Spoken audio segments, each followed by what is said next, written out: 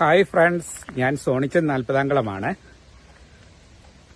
ഇന്ന് ഉച്ചയ്ക്ക് ഞാനും അമ്മച്ചി അച്ചാച്ചി എല്ലാം കൂടി ഇങ്ങനെ ചോറുണ്ടോണ്ടിരുന്നപ്പോൾ അമ്മച്ചി ആ ഊണുമേശയെ വെച്ച് എന്നോട് പറഞ്ഞു, അമ്മച്ചി അച്ചാച്ചിയും പറഞ്ഞു, എടാ നമുക്കൊന്ന് ഒരു സ്ഥലം വരെ പോകണം, എൻ്റെ വീട് വരെ ഒന്ന് പോകണം. അമ്മച്ചി പറയണം എൻ്റെ വീട് വരെ ഒന്ന് പോകണം. അപ്പോൾ അമ്മച്ചി ആ ഒരു ആഗ്രഹം പറഞ്ഞപ്പോൾ ഞാൻ ഒട്ടും മടിച്ചില്ല. ഞാൻ ഉച്ച ഊണൊക്കെ കഴിഞ്ഞ് അവരെ എല്ലാം കുളിച്ച് റെഡിയാക്കി ഞങ്ങൾ അമ്മ വീട് വരെ ഒന്ന് പോവുകയാണ്. അപ്പം അതിൻ്റെ വിശേഷത്തിലേക്കാണ് ഇന്ന് നമ്മൾ പോകുന്നത്. എൻ്റെ അമ്മച്ചിയുടെ വീട് മുട്ടാറാണ്, മുട്ടാർ ശ്രാമ്പിക്കലാണ്. അപ്പം മുട്ടാറിൽ ഞാൻ ചെറുപ്പത്തിൽ എപ്പോഴും അവിടെ പോകുമായിരുന്നു. അവധിയൊക്കെ കിട്ടുമല്ലോ, വലിയ അവധി, ചെറിയ അവധി, ഓണാവധിയൊക്കെ കിട്ടുമല്ലോ, ക്രിസ്മസ് അവധി.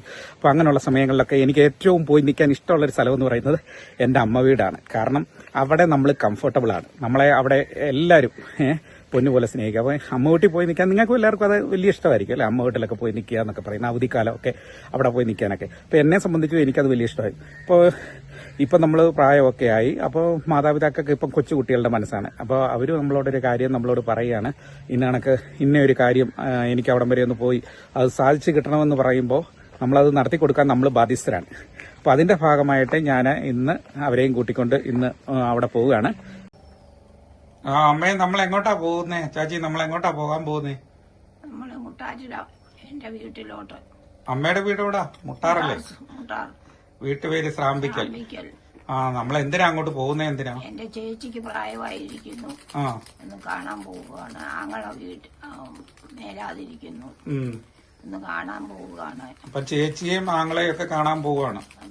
ഇളയ ആങ്ങളയുടെ വീട്ടിലാണ് നമ്മളിപ്പോ പോകുന്നത്. അതാണ് തറവാട് അല്ലേ? അമ്മയുടെ വീട് മുട്ടാർ ശ്രാമ്പിക്കൽ. അപ്പൊ പിന്നെന്തിനാ നമ്മള് പോകുന്നേ? മറന്നുപോയോ? എന്റെ അച്ചായന്റെ ഓർമ്മ ദിവസമാണ്. അപ്പൊ നമ്മൾ എന്താ ചെയ്യണ്ടേ? പള്ളിയിൽ പോകണം. പള്ളിയിൽ പോയി കല്ലറയിൽ പോയി പ്രാർത്ഥിക്കുക. പള്ളിയിൽ പോയി പ്രാർത്ഥിക്കണം. പിന്നെ സിമിത്തേരി പോയി പ്രാർത്ഥിക്കണം.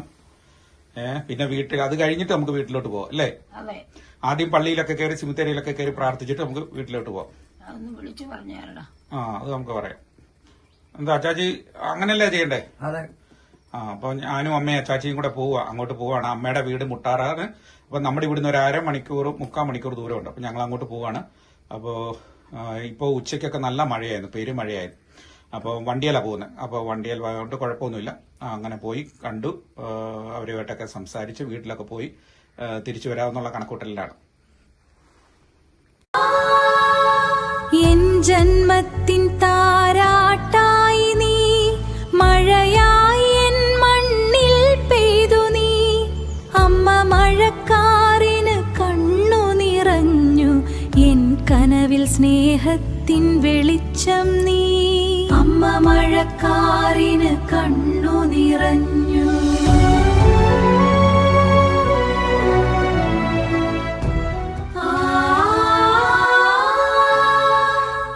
ജന്മത്തിൻ താരാട്ടായി നീ, മഴയായി എൻ മണ്ണിൽ പെയ്തു നീ.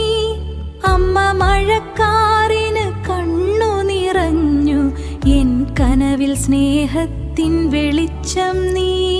അമ്മ മഴക്കാറിന് കണ്ണു നിറഞ്ഞു.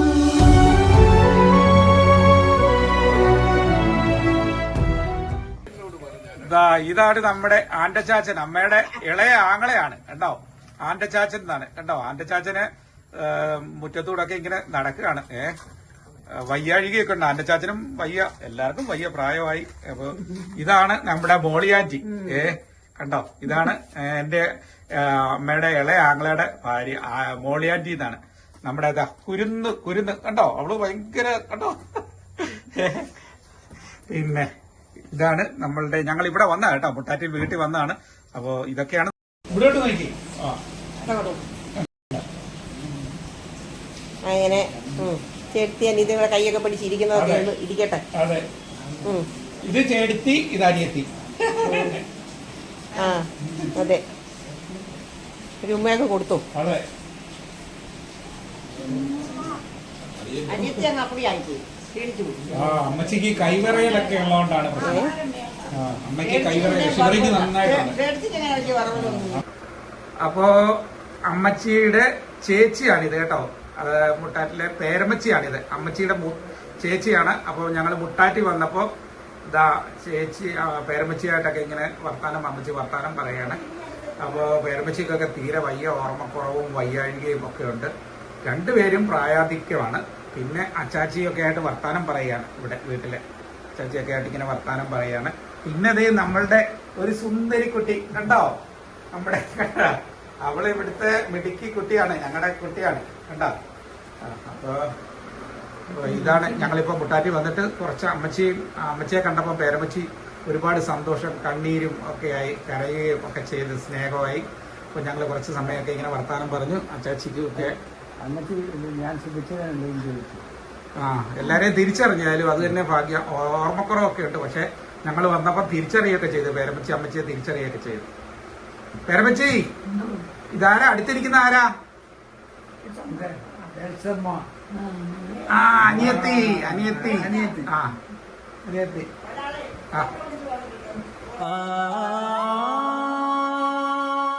എൻ ജന്മത്തിൻ താരാട്ടായി നീ, മഴയായി എൻ മണ്ണിൽ പെയ്തു നീ. അമ്മ മഴക്കാറിന് കണ്ണു നിറഞ്ഞു, എൻ കനവിൽ സ്നേഹത്തിൻ വെളിച്ചം നീ. അമ്മ മഴക്കാറിന് കണ്ണു നിറഞ്ഞു.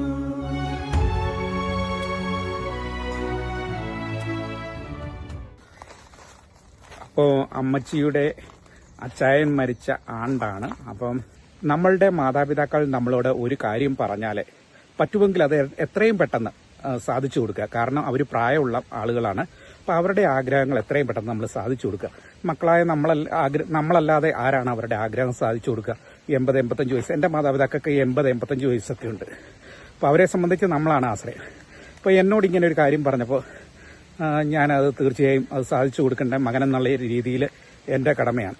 അപ്പോൾ ഞാൻ അവരെ ഒരുക്കി അവിടെ കൊണ്ടുപോയി, അതുപോലെ പള്ളിയിലൊക്കെ കൊണ്ടുപോയി പ്രാർത്ഥിച്ചു, അതുപോലെ സെമിത്തേരിയിൽ പോയി പ്രാർത്ഥിച്ചു. അതിനുശേഷം അമ്മയുടെ വീട്ടിൽ പോയി അവിടെ കയറി കുറേ സമയം അവരുമായിട്ടൊക്കെ സംസാരിച്ച് സ്നേഹബന്ധമൊക്കെ ഒന്ന് പുതുക്കി. ഇതൊക്കെയല്ലേ നമ്മുടെ ലൈഫ് എന്ന് പറയുന്നത്.